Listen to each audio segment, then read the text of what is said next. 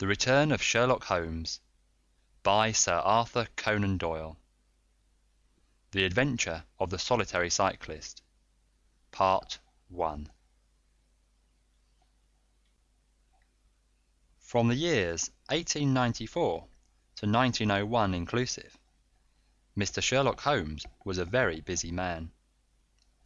It is safe to say that there was no public case of any difficulty in which he was not consulted during those 8 years, and there were hundreds of private cases, some of them of the most intricate and extraordinary character, in which he played a prominent part. Many startling successes and a few unavoidable failures were the outcome of this long period of continuous work. As I have preserved very full notes of all these cases, and was myself personally engaged in many of them, it may be imagined that it is no easy task to know which I should select to lay before the public. I shall, however, preserve my former rule, and give the preference to those cases which derive their interest not so much from the brutality of the crime as from the ingenuity and dramatic quality of the solution. For this reason I will now lay before the reader the facts connected with Miss Violet Smith, the solitary cyclist of Charlington, and the curious sequel of our investigation, which culminated in unexpected tragedy. It is true that the circumstance did not admit of any striking illustration of those powers for which my friend was famous, but there were some points about the case which made it stand out in those long records of crime from which I gather the material for these little narratives. On referring to my notebook for the year 1895, I find that it was upon Saturday the 23rd of April that we first heard of Miss Violet Smith. Her visit was, I remember, extremely unwelcome to Holmes, for he was immersed at the moment in a very abstruse and complicated problem concerning the peculiar persecution to which John Vincent Harden, the well-known tobacco millionaire, had been subjected. My friend, who loved above all things precision and concentration of thought, resented anything which distracted his attention from the matter in hand, and yet, without a harshness which was foreign to his nature, it was impossible to refuse to listen to the story of the young and beautiful woman, tall, graceful, and queenly, who presented herself at Baker Street late in the evening and implored his assistance and advice. It was vain to urge that his time was already fully occupied, for the young lady had come with the determination to tell her story, and it was evident that nothing short of force could get her out of the room until she had done so. With a resigned air and a somewhat weary smile, Holmes begged the beautiful intruder to take a seat, and to inform us what it was that was troubling her. "At least it cannot be your health," said he, as his keen eyes darted over her. "So ardent a bicyclist must be full of energy." She glanced down in surprise at her own feet, and I observed the slight roughening of the side of the sole caused by the friction of the edge of the pedal. "Yes, I bicycle a good deal, Mr. Holmes, and that has something to do with my visit to you today." My friend took the lady's ungloved hand and examined it with as close an attention and as little sentiment as a scientist would show to a specimen. "You will excuse me, I am sure. It is my business," said he, as he dropped it. "I nearly fell into the error of supposing that you were typewriting. Of course it is obvious that it is music. You observe the spatulate finger ends, Watson, which is common to both professions. There is a spirituality about the face, however," she gently turned it towards the light, "which the typewriter does not generate. This lady is a musician." "Yes, Mr. Holmes, I teach music." "In the country, I presume, from your complexion?" "Yes, sir, near Farnham, on the borders of Surrey." "A beautiful neighbourhood, and full of the most interesting associations. You remember, Watson, that it was near there that we took Archie Stamford, the forger. Now, Miss Violet, what has happened to you near Farnham, on the borders of Surrey?" The young lady, with great clearness and composure, made the following curious statement: "My father is dead, Mr. Holmes. He was James Smith, who conducted the orchestra at the old Imperial Theatre. My mother and I were left without a relation in the world except one uncle, Ralph Smith, who went to Africa 25 years ago, and we have never had a word from him since. When father died we were left very poor, but one day we were told that there was an advertisement in the Times inquiring for our whereabouts. You can imagine how excited we were, for we thought that someone had left us a fortune. We went at once to the lawyer, whose name was given in the paper. There we met two gentlemen, Mr. Carruthers and Mr. Woodley, who were home on a visit from South Africa. They said that my uncle was a friend of theirs, that he had died some months before in great poverty in Johannesburg, and that he had asked them with his last breath to hunt up his relations and see that they were in no want. It seemed strange to us that Uncle Ralph, who took no notice of us when he was alive, should be so careful to look after us when he was dead. But Mr. Carruthers explained that the reason was that my uncle had just heard of the death of his brother, and so felt responsible for our fate." "Excuse me," said Holmes, "when was this interview?" "Last December, 4 months ago." "Pray proceed." "Mr. Woodley seemed to me to be a most odious person. He was ever making eyes at me, a coarse, puffy-faced, red-moustached young man, with his hair plastered down on each side of his forehead. I thought that he was perfectly hateful, and I was sure that Cyril would not wish me to know such a person." "Oh, Cyril is his name," said Holmes, smiling. The young lady blushed and laughed. "Yes, Mr. Holmes, Cyril Morton, an electrical engineer, and we hope to be married at the end of the summer. Dear me, how did I get talking about him? What I wished to say was that Mr. Woodley was perfectly odious, but that Mr. Carruthers, who was a much older man, was more agreeable. He was a dark, sallow, clean-shaven, silent person, but he had polite manners and a pleasant smile. He inquired how we were left, and on finding that we were very poor, he suggested that I should come and teach music to his only daughter, aged 10. I said that I did not like to leave my mother, on which he suggested that I should go home to her every week-end, and he offered me 100 a year, which was certainly splendid pay. So I ended by accepting, and I went down to Chiltern Grange, about 6 miles from Farnham. Mr. Carruthers was a widower, but he had engaged a lady housekeeper, a very respectable elderly person called Mrs. Dixon, to look after his establishment.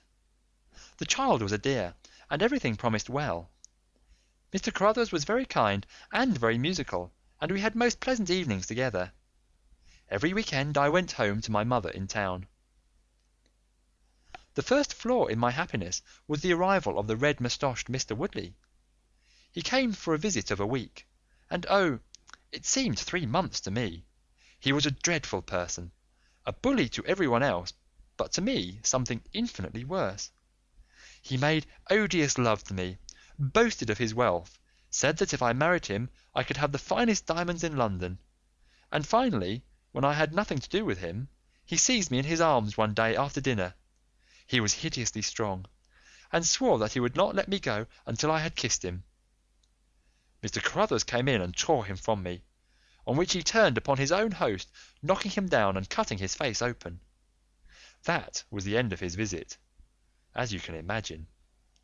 Mr. Carruthers apologized to me next day, and assured me that I should never be exposed to such an insult again. I have not seen Mr. Woodley since. And now, Mr. Holmes, I come at last to the special thing which has caused me to ask your advice today. You must know that every Saturday forenoon I ride on my bicycle to Farnham Station, in order to get the 12:22 to town. The road from Chiltern Grange is a lonely one, and at one spot it is particularly so, for it lies for over a mile between Charlington Heath upon one side, and the woods which lie round Charlington Hall upon the other. You could not find a more lonely tract of road anywhere, and it is quite rare to meet so much as a cart or a peasant until you reach the high road near Crooksbury Hill. 2 weeks ago I was passing this place when I chanced to look back over my shoulder, and about 200 yards behind me I saw a man, also on a bicycle. He seemed to be a middle-aged man, with a short dark beard. I looked back before I reached Farnham, but the man was gone, so I thought no more about it. But you can imagine how surprised I was, Mr. Holmes, when on my return on the Monday I saw the same man on the same stretch of road. My astonishment was increased when the incident occurred again, exactly as before, on the following Saturday and Monday. He always kept his distance, and did not molest me in any way, but still it certainly was very odd. I mentioned it to Mr. Carruthers, who seemed interested in what I said, and told me that he had ordered a horse and trap, so that in future I should not pass over these lonely roads without some companion. The horse and trap were to have come this week, but for some reason they were not delivered, and again I had to cycle to the station. That was this morning. You can think that I looked out when I came to Charlington Heath, and there, sure enough, was the man, exactly as he had been 2 weeks before. He always kept so far from me that I could not clearly see his face, but it was certainly someone whom I did not know. He was dressed in a dark suit with a cloth cap. The only thing about his face that I could clearly see was the dark beard. Today I was not alarmed, but I was filled with curiosity, and I determined to find out who he was and what he wanted. I slowed down my machine, but he slowed down his. Then I stopped altogether, but he stopped also. Then I laid a trap for him.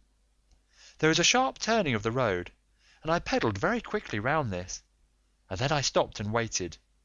I expected him to shoot round and pass me before he could stop, but he never appeared. Then I went back and looked round the corner. I could see a mile of road, but he was not on it. To make it the more extraordinary, there was no side road at this point down which he could have gone. Holmes chuckled and rubbed his hands. "This case certainly presents some features of its own," said he. "How much time elapsed between your turning the corner and your discovery that the road was clear?" 2 or 3 minutes.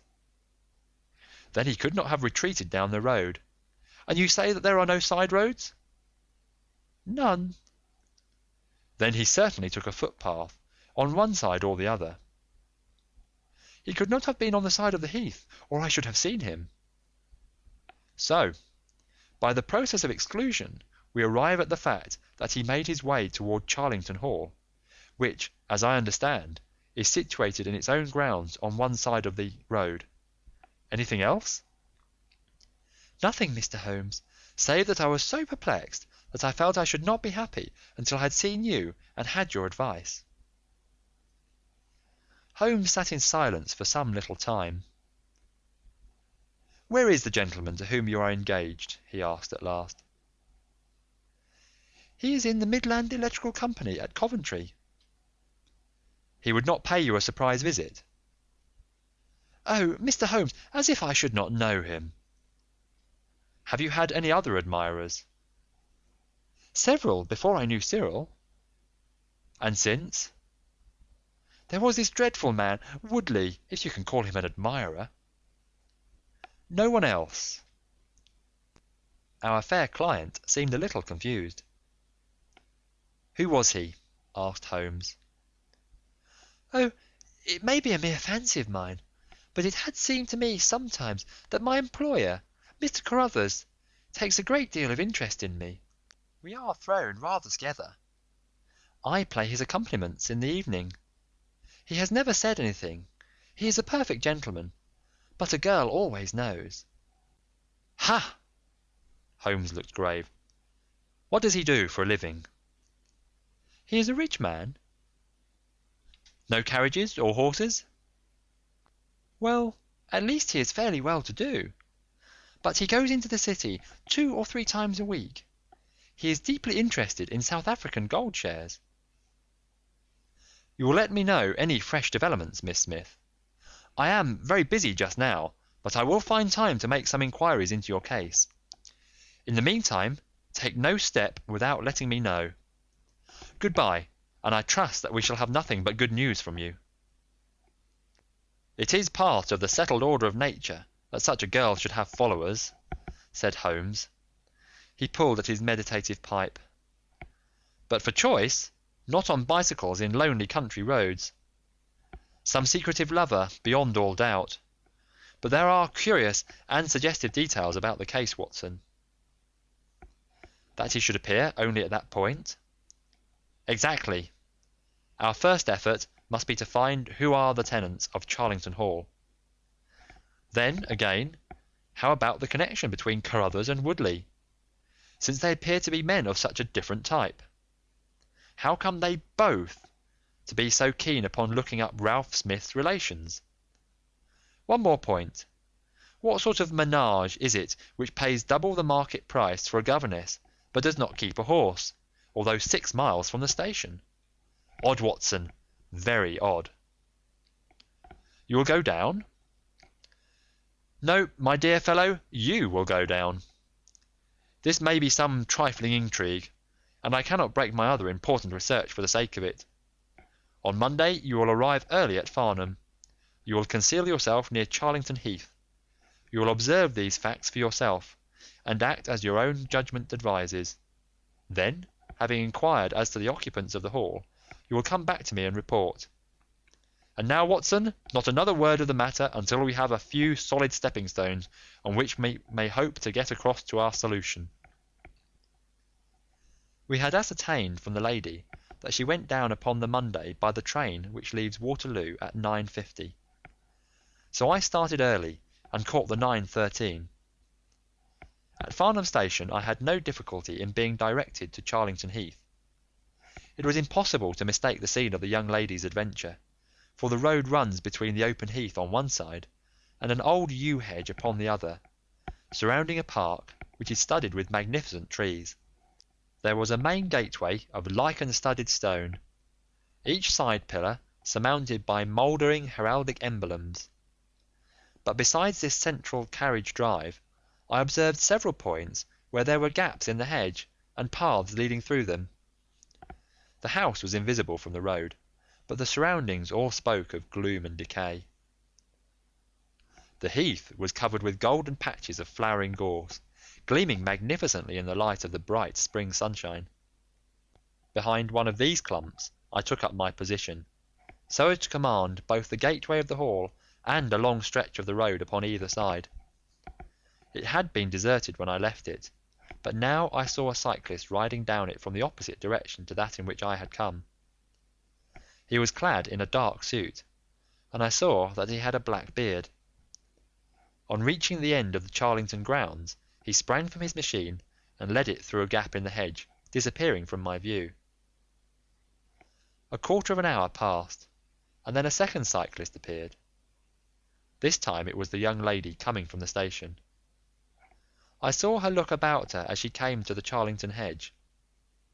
An instant later the man emerged from his hiding place, sprang upon his cycle, and followed her. In all the broad landscape those were the only moving figures: the graceful girl sitting very straight upon her machine, and the man behind her bending low over his handlebar with a curiously furtive suggestion in every movement. She looked back at him and slowed her pace. He slowed also. She stopped. He at once stopped too, keeping 200 yards behind her. Her next movement was as unexpected as it was spirited. She suddenly whisked her wheels round and dashed straight at him. He was as quick as she, however, and darted off in desperate flight. Presently she came back up the road again, her head haughtily in the air, not deigning to take any further notice of her silent attendant. He had turned also, and still kept his distance until the curve of the road hid them from my sight. I remained in my hiding place, and it was well that I did so, for presently the man reappeared, cycling slowly back. He turned in at the hall gates and dismounted from his machine. For some minutes I could see him standing among the trees. His hands were raised, and he seemed to be settling his necktie. Then he mounted his cycle and rode away from me down the drive towards the hall. I ran across the heath and peered through the trees. Far away I could catch glimpses of the old grey building with its bristling Tudor chimneys, but the drive ran through a dense shrubbery and I saw no more of my man.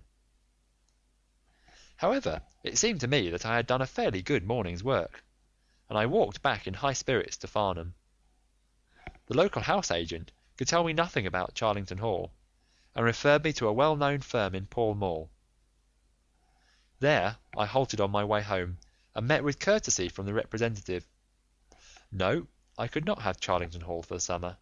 I was just too late. It had been let about a month ago. Mr. Williamson was the name of the tenant. He was a respectable elderly gentleman. The polite agent was afraid he could say no more, as the affairs of his clients were not matters which he could discuss.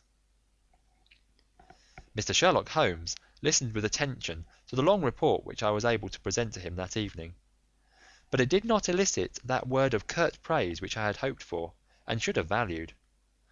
On the contrary, his austere face was even more severe than usual as he commented upon the things that I had done, and the things that I had not. "Your hiding place, my dear Watson, was very faulty. You should have been behind the hedge, then you would have had a close view of this interesting person. As it is, you are some hundreds of yards away, and can tell me even less than Miss Smith. She thinks she does not know the man. I am convinced she does. Why otherwise should he be so desperately anxious that she should not get so near him as to see his features? You describe him as bending over the handlebar. Concealment again, you see. You really have done remarkably badly. He returns to the house, and you want to find out who he is. You come to a London house agent." "What should I have done?" I cried, with some heat.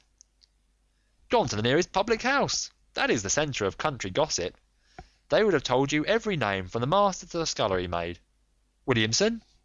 It conveys nothing to my mind. If he is an elderly man, he is not this active cyclist who sprints away from that young lady's athletic pursuit. What have we gained by your expedition? The knowledge that the girl's story is true?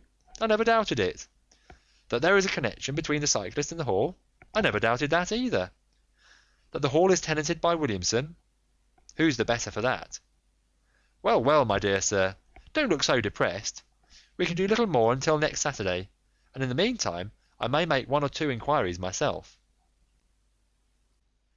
The Return of Sherlock Holmes by Sir Arthur Conan Doyle. The Adventure of the Solitary Cyclist, Part 2. Next morning we had a note from Miss Smith, recounting shortly and accurately the very incidents which I had seen, but the pith of the letter lay in the postscript. "I am sure that you will respect my confidence, Mr. Holmes, when I tell you that my place here has become difficult, owing to the fact that my employer has proposed marriage to me. I am convinced that his feelings are most deep and most honourable. At the same time, my promise is of course given. He took my refusal very seriously, but also very gently. You can understand, however, that the situation is a little strained." "Our young friend seems to be getting into deep waters," said Holmes thoughtfully, as he finished the letter. "The case certainly presents more features of interest and more possibility of development than I had originally thought. I should be none the worse for a quiet, peaceful day in the country, and I am inclined to run down this afternoon and test 1 or 2 theories which I have formed." Holmes's quiet day in the country had a singular termination, for he arrived at Baker Street late in the evening, with a cut lip and a discoloured lump upon his forehead, besides a general air of dissipation which would have made his own person the fitting object of a Scotland Yard investigation. He was immensely tickled by his own adventures, and laughed heartily as he recounted them. "I get so little active exercise that it is always a treat," said he. "You are aware that I have some proficiency in the good old British sport of boxing. Occasionally it is of service. Today, for example, I should have come to a very ignominious grief without it." I begged him to tell me what had occurred. "I found that country pub, which I had already recommended to your notice, and there I made my discreet inquiries. I was in the bar, and a garrulous landlord was giving me all that I wanted. Williamson is a white-bearded man, and he lives alone with a small staff of servants at the Hall. There is some rumour that he is or has been a clergyman, but one or two incidents of his short residence at the Hall struck me as peculiarly unecclesiastical. I have already made some inquiries at a clerical agency, and they tell me that there was a man of that name in orders, whose career has been a singularly dark one. The landlord further informed me that there are usually week-end visitors, a warm lot, sir, at the Hall, and especially one gentleman with a red moustache, Mr. Woodley by name, who was always there. We had got as far as this, when who should walk in but the gentleman himself, who had been drinking his beer in the tap-room, and had heard the whole conversation. Who was I? What did I want? What did I mean by asking questions? He had a fine flow of language, and his adjectives were very vigorous. He ended a string of abuse by a vicious backhander, which I failed to entirely avoid. The next few minutes were delicious. It was a straight left against a slogging ruffian. I emerged as you see me. Mr. Woodley went home in a cart. So ended my country trip, and it must be confessed that, however enjoyable, my day on the Surrey border has not been much more profitable than your own. The Thursday brought us another letter from our client. "You will not be surprised, Mr. Holmes," said she, "to hear that I am leaving Mr. Carruthers' employment. Even the high pay cannot reconcile me to the discomforts of my situation. On Saturday I come up to town, and I do not intend to return. Mr. Carruthers has got a trap, and so the dangers of the lonely road, if there ever were any dangers, are now over. As to the special cause of my leaving, it is not merely the strange situation with Mr. Carruthers, but it is the reappearance of that odious man, Mr. Woodley.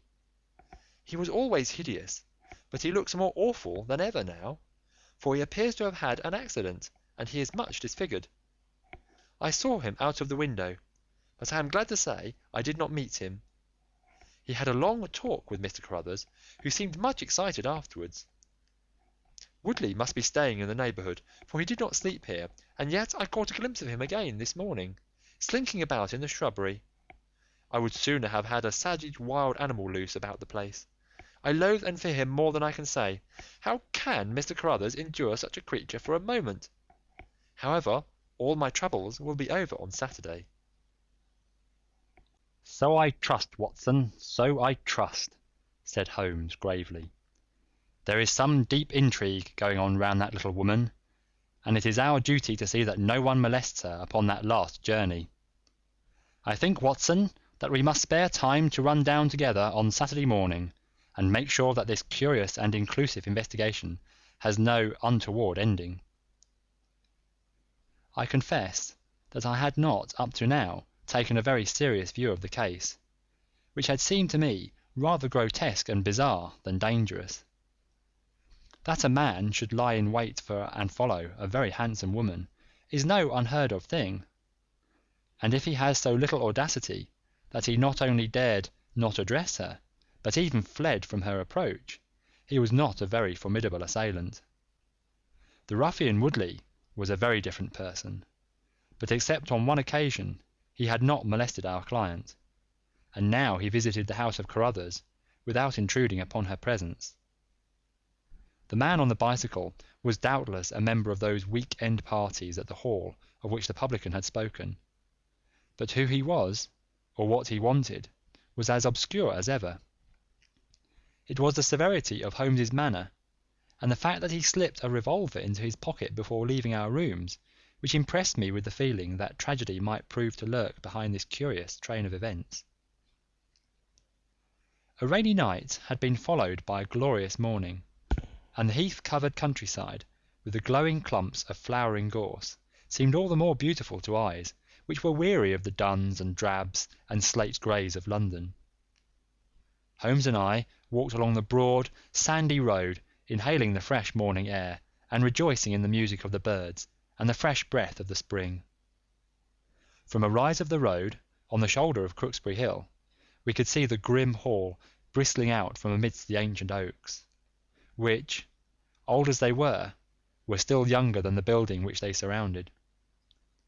Holmes pointed down the long tract of road which wound, a reddish-yellow band between the brown of the heath and the budding green of the woods.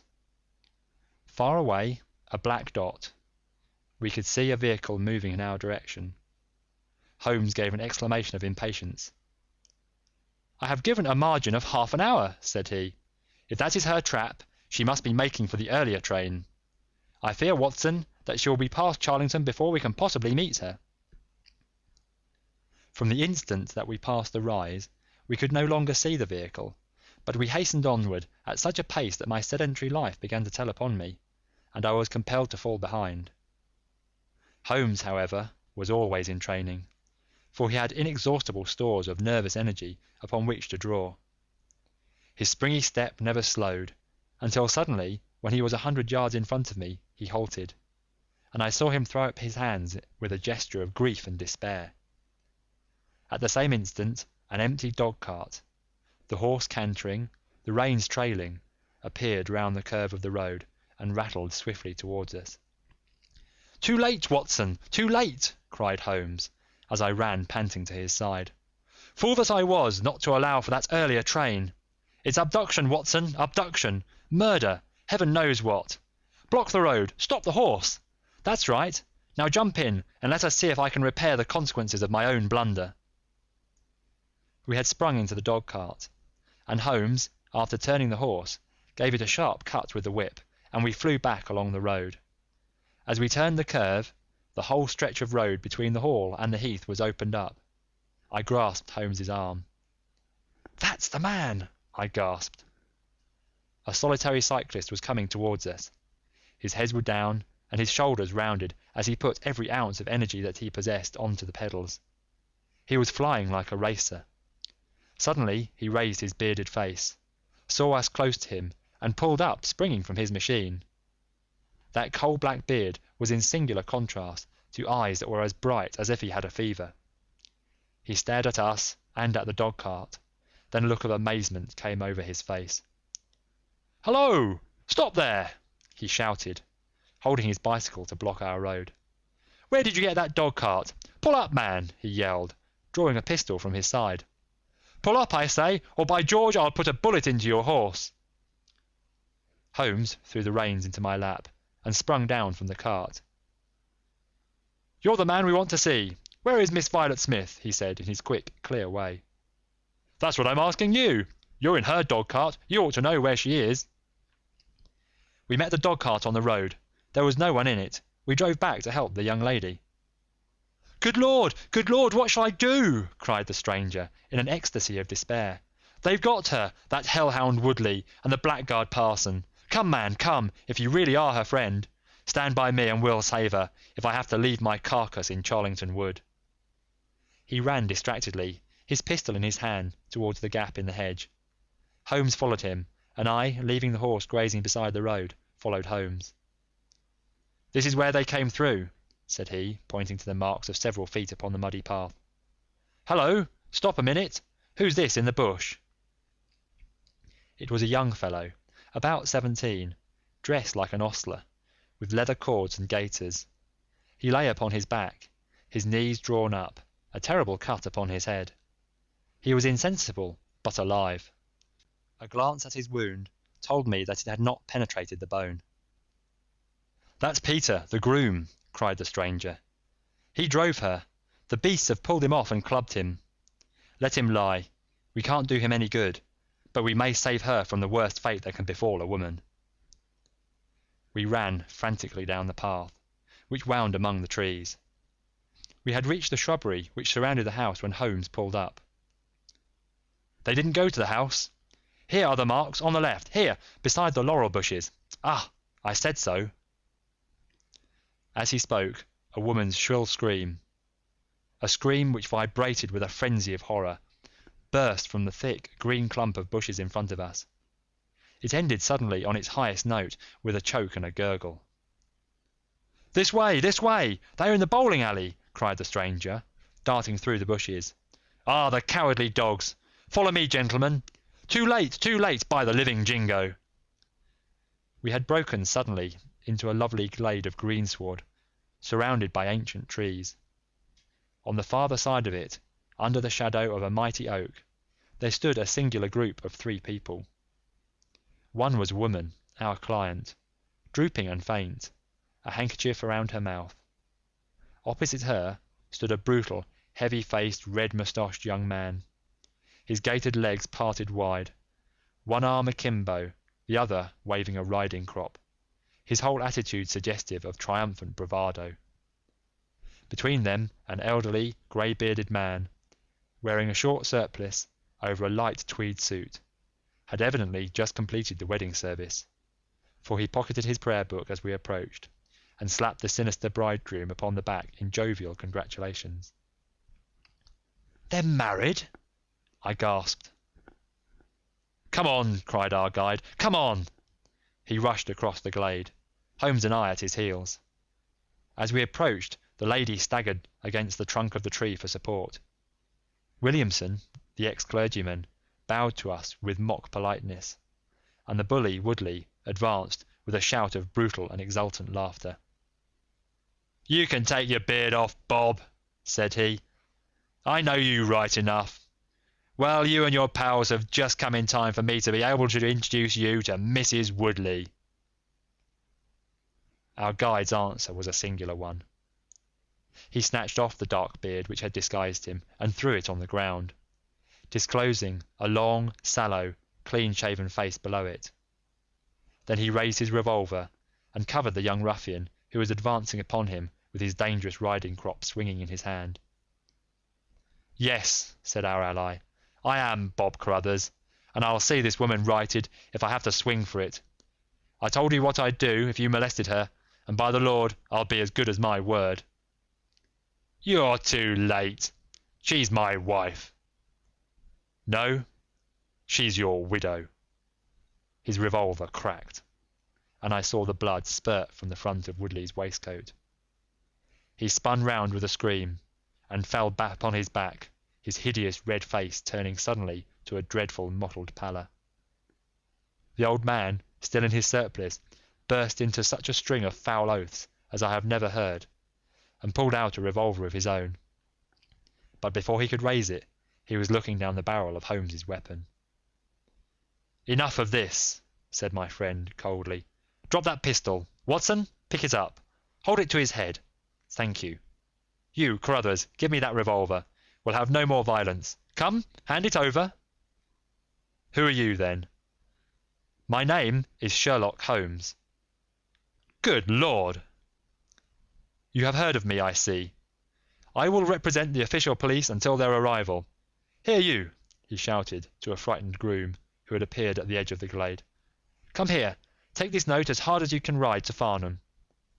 He scribbled a few words upon a leaf from his notebook. "Give it to the superintendent of the police station. Until he comes, I must detain you all under my personal custody." The strong, masterful personality of Holmes dominated the tragic scene, and all were equally puppets in his hands. Williamson and Carruthers found themselves carrying the wounded Woodley into the house, and I gave my arm to the frightened girl. The injured man was laid on his bed, and at Holmes's request I examined him. I carried my report to where he sat in the old tapestry-hung dining-room with his 2 prisoners before him. "He will live," said I. "What?" cried Carruthers, springing out of his chair. "I'll go upstairs and finish him first. Do you tell me that angel is to be tied to Roaring Jack Woodley for life?" "You need not concern yourself about that," said Holmes. "There are 2 very good reasons why she should, under no circumstances, be his wife. In the first place, we are very safe in questioning Mr. Williamson's right to solemnize a marriage." "I've been ordained!" cried the old rascal. "And also unfrocked." "Once a clergyman, always a clergyman." "I think not. How about the licence?" "We had a licence for the marriage. I have it here in my pocket." "Then you got it by a trick. But in any case, a forced marriage is no marriage. But it is a very serious felony, as you will discover before you have finished.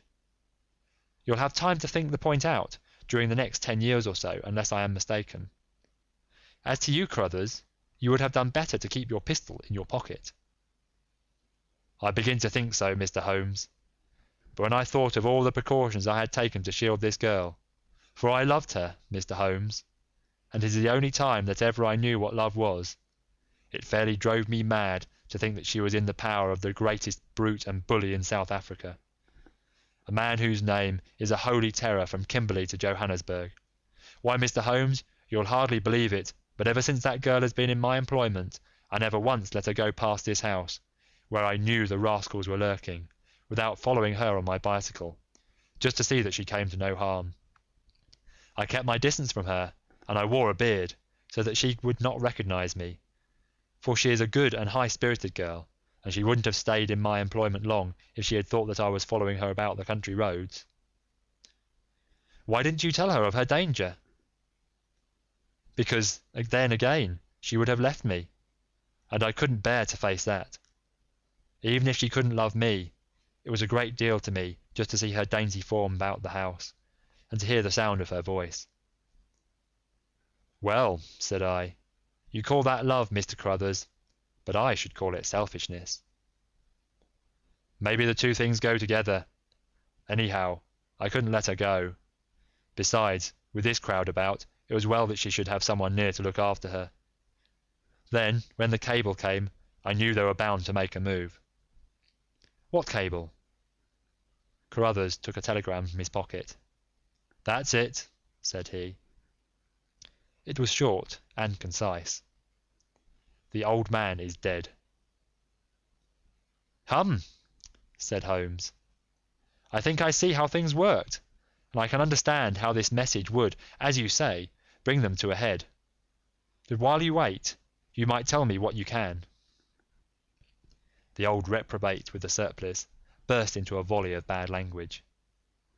By heavens, said he, if you squeal at us, Bob Carruthers, I'll serve you as you served Jack Woodley. You can bleat about the girl to your heart's content, but that's your own affair. But if you round on your pals to this plain-clothes copper, it'll be the worst day's work that you ever did.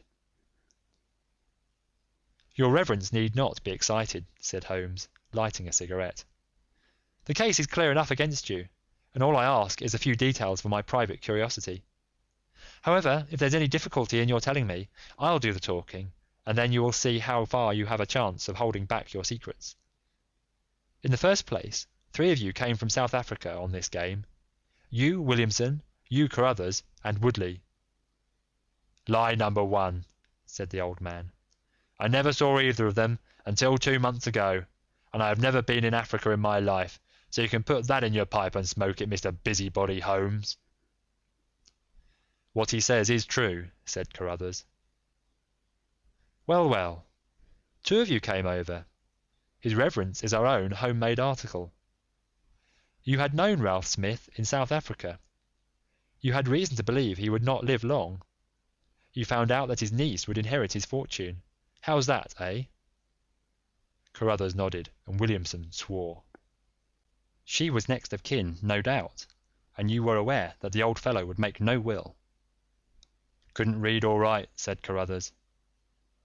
So, you came over, the 2 of you, and hunted up the girl.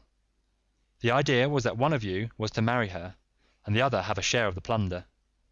For some reason, Woodley was chosen as the husband. Why was that?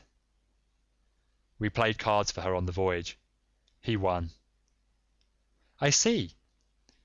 You got the lady into your service, and there Woodley was to do the courting. She recognised the drunken brute that he was, and would have nothing to do with him. Meanwhile, your arrangement was rather upset by the fact that you had yourself fallen in love with the lady. You could no longer bear the idea of this ruffian owning her. No, by George, I couldn't. There was a quarrel between you. He left you in a rage, and began to make his own plans independently of you. It strikes me, Williamson, there isn't very much that we can tell this gentleman, cried Carruthers with a bitter laugh. Yes, we quarrelled, and he knocked me down. I'm level with him on that, anyhow. Then I lost sight of him. That was when he picked up with this outcast padre here. I found that they had set up housekeeping together at this place on the line that she had to pass for the station. I kept my eye on her after that, for I knew there was some devilry in the wind. I saw them from time to time, for I was anxious to know what they were after. 2 days ago, Woodley came up to my house with this cable, which showed that Ralph Smith was dead. He asked me if I would stand by the bargain. I said I would not. He asked me if I would marry the girl myself and give him a share. I said I would willingly do so, but that she would not have me. He said, "Let us get her married first, and after a week or two she may see things a bit different." I said I would have nothing to do with violence, so he went off cursing like the foul-mouthed blackguard that he was, and swearing that he would have her yet. She was leaving me this weekend, and I had got a trap to take her to the station, but I was so uneasy in my mind that I followed her on my bicycle. She had got a start, however, and before I could catch her, the mischief was done. The first thing I knew about it was when I saw you two gentlemen driving back in her dog-cart. Holmes rose and tossed the end of his cigarette into the grate. "I have been very obtuse, Watson," said he. "When in your report you said that you had seen the cyclist, as you thought, arrange his necktie in the shrubbery, that alone should have told me all. However, we may congratulate ourselves upon a curious and in some respects a unique case. I perceive 3 of the county constabulary in the drive. I am glad to see that the little ostler is able to keep pace with them, so it is likely that neither he nor the interesting bridegroom will be permanently damaged by their morning's adventures. I think, Watson, that in your medical capacity you might wait upon Miss Smith and tell her that if she is sufficiently recovered, we shall be happy to escort her to her mother's house. If she is not quite convalescent, you will find that a hint that we were about to telegraph to a young electrician in the Midlands would probably complete the cure. As to you, Mr. Carruthers, I think that you have done what you could to make amends for your share in an evil plot. There is my card, sir, and if my evidence can be of help in your trial, it shall be at your disposal." In the whirl of our incessant activity, it has often been difficult for me, as the reader has probably observed, to round off my narratives, and to give those final details which the curious might expect. Each case has been the prelude to another, and the crisis once over, the actors have passed for ever out of our busy lives. I find, however, a short note at the end of my manuscript dealing with this case, in which I have put upon record that Miss Violet Smith did indeed inherit a large fortune, and that she is now the wife of Cyril Morton, the senior partner of Morton and Kennedy, the famous Westminster electricians. Williamson and Woodley were both tried for abduction and assault, the former getting 7 years, the latter 10. Of the fate of Carruthers I have no record, but I am sure that his assault was not viewed very gravely by the court, since Woodley had the reputation of being a most dangerous ruffian, and I think that a few months were sufficient to satisfy the demands of justice. End of The Adventure of the Solitary Cyclist by Sir Arthur Conan Doyle.